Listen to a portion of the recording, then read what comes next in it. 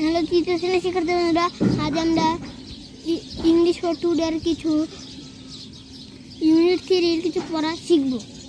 এখন সিম্পল সাধারণ কমান্ডস, আদেশ এবং নাম্বার সংখ্যা।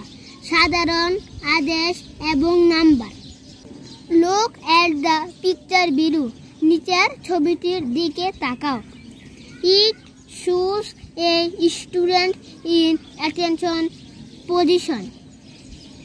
এটি একজন ছাত্রের দাঁড়ানো দেখাচ্ছে।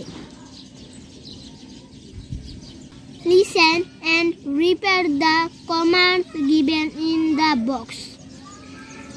বাক্সে প্রদত্ত আদেশসমূহ শুনো এবং পুনরায় বলো। Keep your hands and fingers straight. তোমার হাত ও আঙ্গুল সোজা রাখো। Keep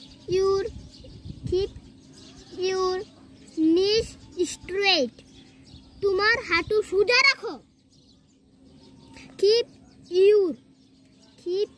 your heels together. তোমার গোড়ালি একত্রে রাখো। Keep your mouth closed.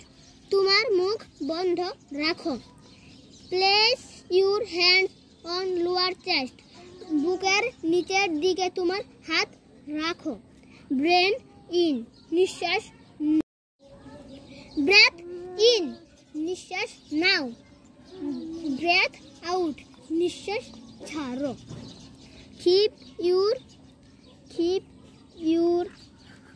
heels together.